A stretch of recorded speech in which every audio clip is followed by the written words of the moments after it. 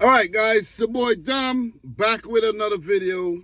Of course, we're back with the consistency, and that's a theme for this season. Consistency, man. You know what I mean?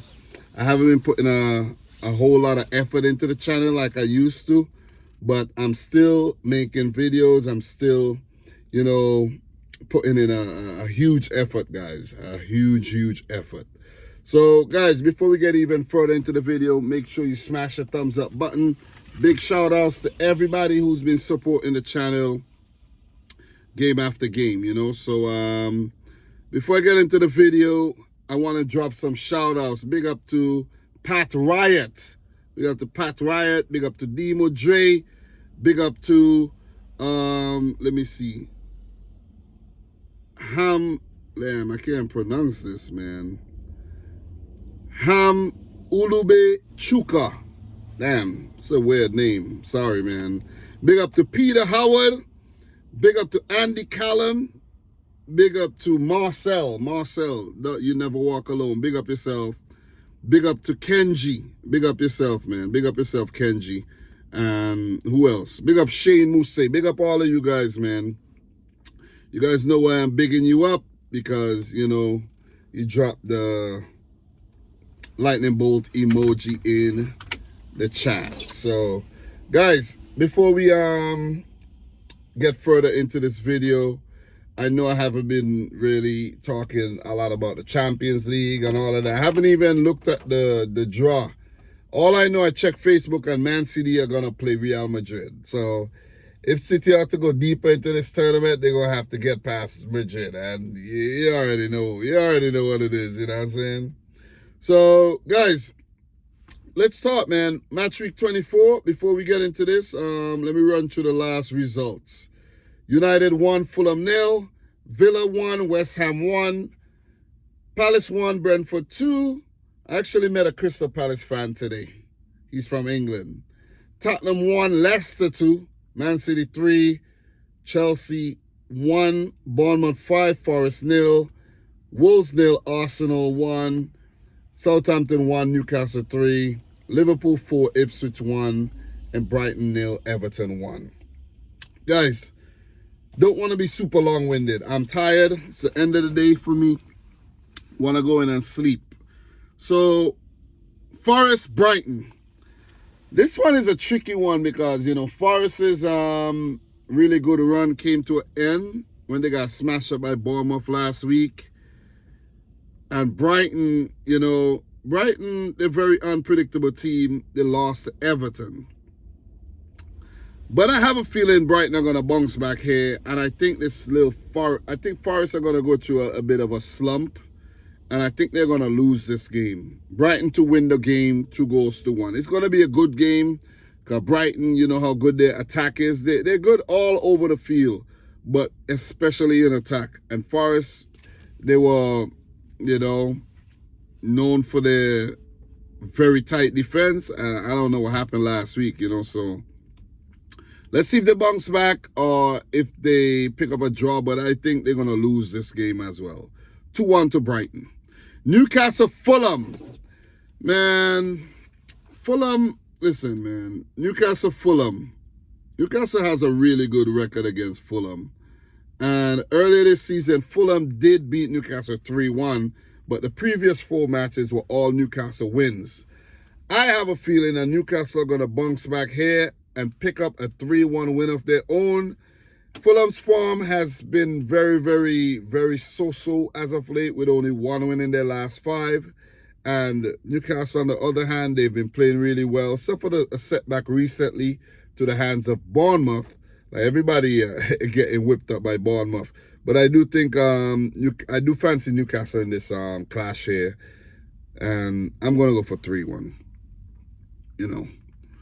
We're going to keep it moving. I'm not going to go deep into details, guys. Everton, Leicester. Well, both teams coming off of resounding wins, well-needed wins.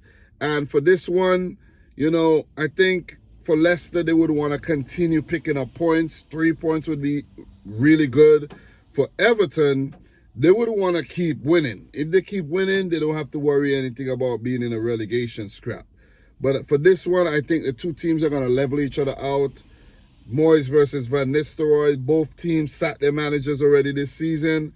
And I think this one is going to end in a 1-1 draw.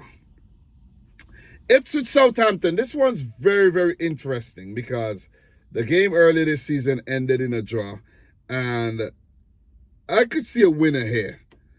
It's hard to predict Southampton to win, guys. Seriously. I know they have moments in matches, but collectively, they've been very, very poor. And I could see them losing again. This one's going to be a high-scoring thriller, in my opinion.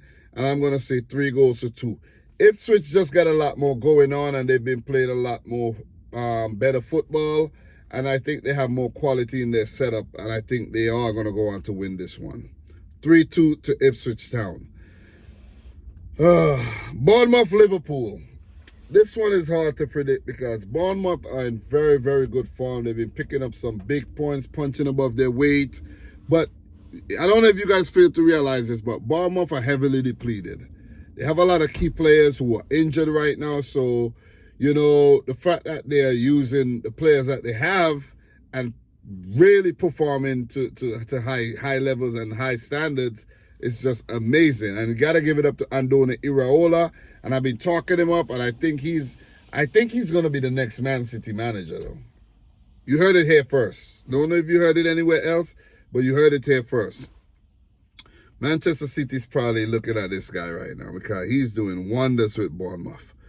Are Bournemouth going to get anything from Liverpool? It's hard to predict. Liverpool across the last 2 matches against Bournemouth, I think, scored about 7 without reply.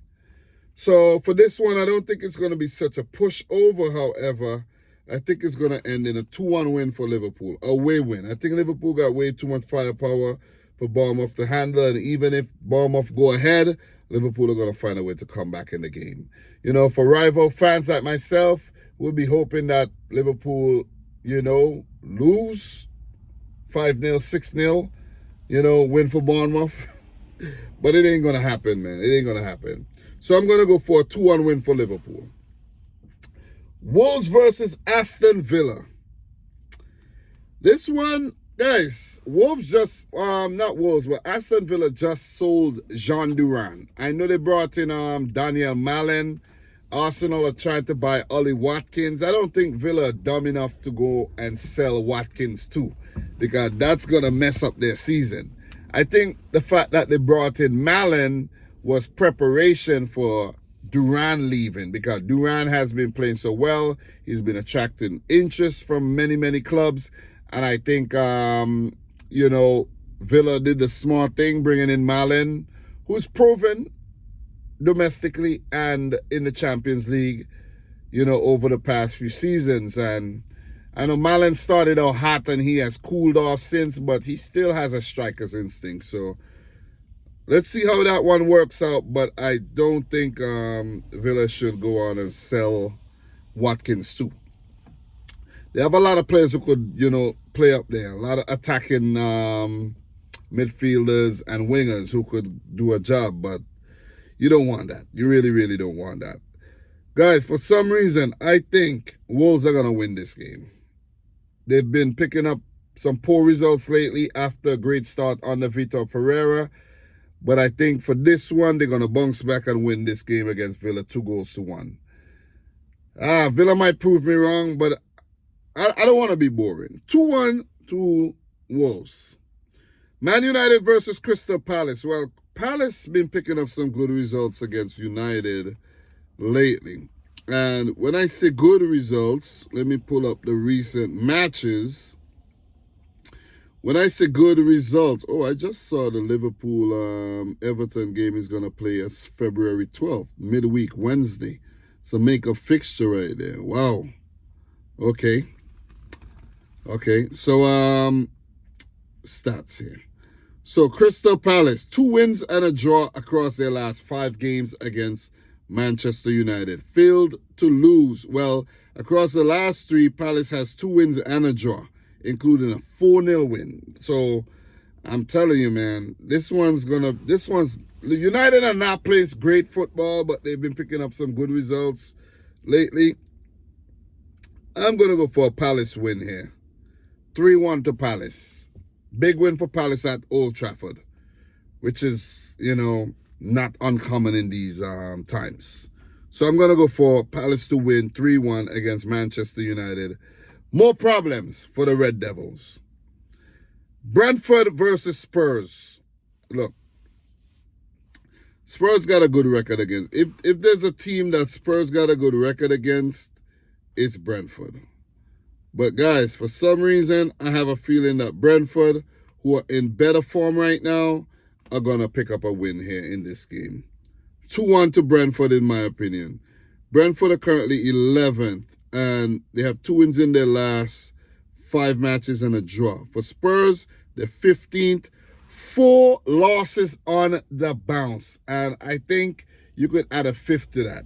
Spurs are going through the mud. I don't know if they're going to sack Postecoglou, but, oh man, he's just listen, in terms of managers with the lowest morale right now in the league, he has to be up there.